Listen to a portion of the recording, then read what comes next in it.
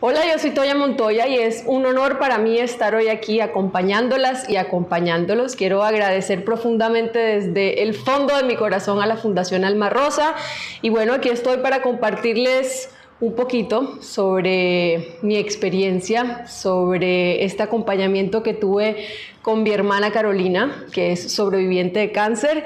Y bueno, tengo un montón de cosas maravillosas para contar, que si bien fue un proceso duro, un proceso también de mucha sanación colectiva, de mucha sanación familiar.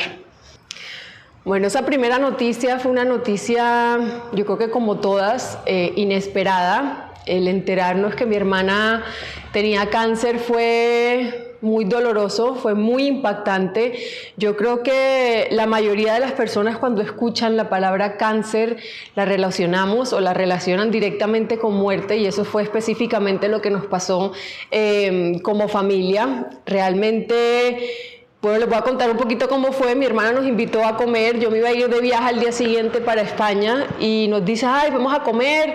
Y bueno, mi papá había sacado una champaña para celebrar y mi hermana nos dice, bueno, quiero aprovechar este brindis para decirles que tengo cáncer. Bueno, esto pasó hace mucho tiempo y todavía se me corta la voz porque fue un momento bastante como duro a nivel familiar. Siento que nadie supo como bien cómo reaccionar. Muchos lloraron, otros quedamos como muy como en calma, pero como haciéndonos un montón de preguntas. Y ella se fue a la casa y obviamente cuando ella se fue yo empecé a llorar un montón y ella me llamó y me dijo, Toya, no te preocupes que yo de cáncer no me voy a morir. Y para mí ese fue como el motor y como el impulso para decir, ok, si ella está tan convencida, tenemos todos y todas en la familia que estar convencidas que eso va a ser así. Y ahí fue cuando empezó como todo el proceso de acompañamiento y entender la enfermedad, porque nadie en la familia había padecido cáncer, nadie había tenido que pasar por esta experiencia. Entonces fue como empezar un proceso, como decía al principio, colectivo, de entender la enfermedad, de saber cuáles eran los caminos, cuáles eran las posibilidades, cuáles eran sus opciones, cuál era la mejor manera de acompañarla. Y bueno, ahí empezó todo este tejido armarse, todo este tejido que hicimos para acompañarla, para sostenerla, para soportarla. Y si bien unos tuvieron mucho más peso en ese acompañamiento, creo que todos y todas a su manera hicimos lo que pudimos. Bueno, el proceso fue bastante difícil, la verdad sí fue un proceso difícil. Yo siento que las personas, cuando estamos en situaciones difíciles, valga la redundancia, no reaccionamos de la manera que creemos que vamos a reaccionar. Entonces unas personas entraron un poco como en negación y no sabían de qué manera poder acompañar. Yo, por ejemplo, desde mi experiencia personal, hice todo lo contrario. Básicamente dejé a un lado mi vida, pausé todo lo que estaba haciendo y mi reacción fue esa, ok, ¿cómo de verdad estoy ahí firme para ella? ¿Y cómo me convierto en chef, en nutricionista sin saber nada, pero cómo empiezo a leer y a entender y a estudiar y a ver de qué manera la puedo aconsejar y cómo puedo buscar los mejores especialistas que la acompañen y cómo puedo ser payaso también para acompañarla y cómo puedo ser niñera de sus hijos? Mi hermana en ese entonces, bueno, tiene 3 hijos hoy en día, pero sus hijos eran muy chiquiticos, entonces también cómo se acompaña a esos niños y como que cada una de la familia empezó como a adoptar un rol. El esposo de mi hermana se encargó mucho de los niños, mi mamá, mi papá y yo estuvimos como muy en el proceso de acompañarla a las quimioterapias, de animarla a llevarla como a otro tipo de medicina también para acompañar como el proceso tradicional de la quimioterapia, la radioterapia. La impulsamos mucho a que conociera como, bueno, yo especialmente que creo mucho como en el mundo holístico y homeopático, a que fuera a conocer a un doctor en el que yo confío infinitamente, que es el doctor Santiago Rojas, y con él también pues tuvo como un acompañamiento muy desde otro lugar. Entonces sí, creo que cada uno de la familia optó como un rol importante y fundamental en esa red que la sostuvo. Mi otra hermana vivía en Estados Unidos, entonces no pudo estar como mucho presencial, pero estuvo mucho a nivel energético haciendo otro tipo de acompañamiento. Entonces, bueno, al final sí somos una familia muy, muy, muy unida. Mi mamá tiene 6 hermanos y esos 6 hermanos tienen un montón de hijos y estaba como toda la familia muy unida en torno a apoyarla y a que ella se sintiera sostenida, ¿no?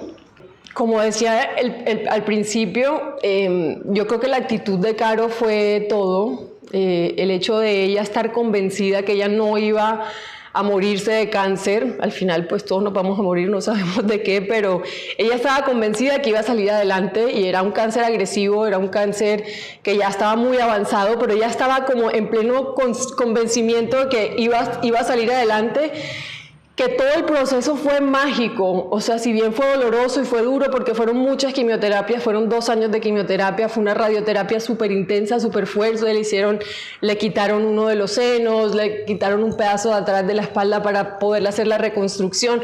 Bueno, fue como muy traumático. Ella en cada paso, como cada peldaño de ese proceso era como, ok, ya se me está cayendo el pelo,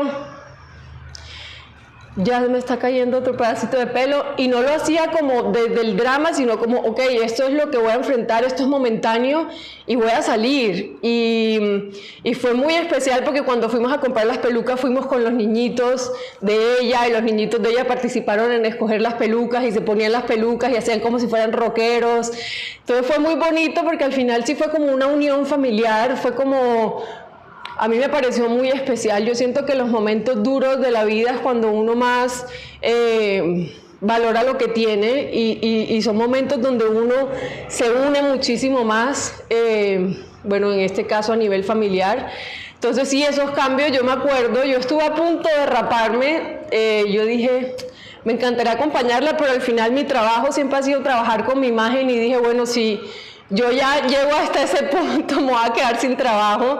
Y también me di cuenta en ese proceso que al yo también haberme entregado tanto y dejarme a un lado, también me di cuenta en un punto que tenía que hacer una pausa y empezar a cuidar de mí también.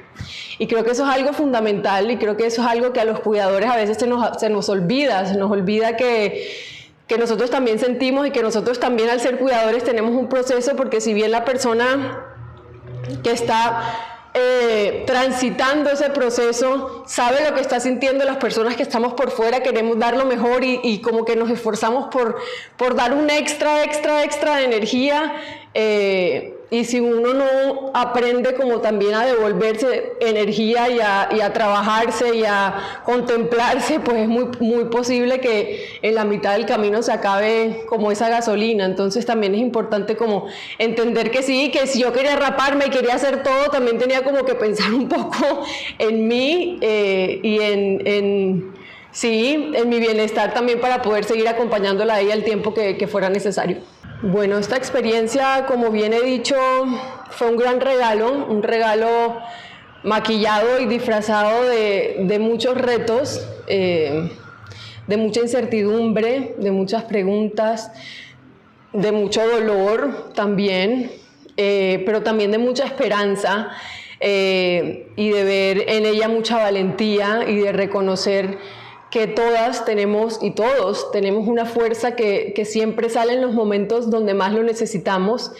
Creo que fue una experiencia única. Yo siempre digo que los momentos de oscuridad es en los momentos en los que más aprendemos, y este fue un gran aprendizaje, un gran aprendizaje y un gran reconocer que como familia somos un gran núcleo, y que somos un gran tejido, y que estamos para acompañarnos en las buenas, pero sobre todo para acompañarnos en las malas. Y yo creo que eso es lo más valioso que nos dejó como este aprendizaje.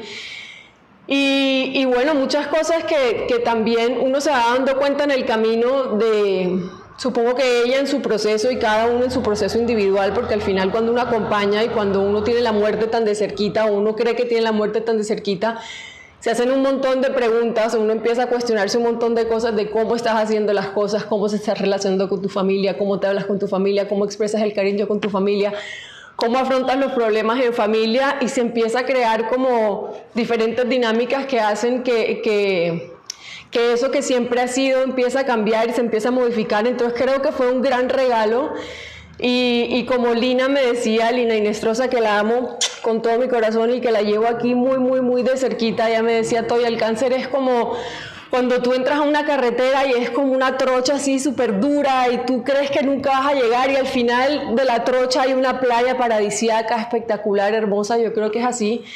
que en el proceso es muy duro, es muy incómodo, pero que si uno aprende a disfrutar el camino y aprende a sacar como esas cosas valiosas del proceso, al final pues solo queda gratitud. Y bueno, hoy en día pues con la vida gracias, con Dios gracias, con la Virgen gracias, con todas las personas que fueron parte del proceso de mi hermana gracias, porque creo que fuimos todos un gran equipo con los especialistas que fueron amorosísimos también.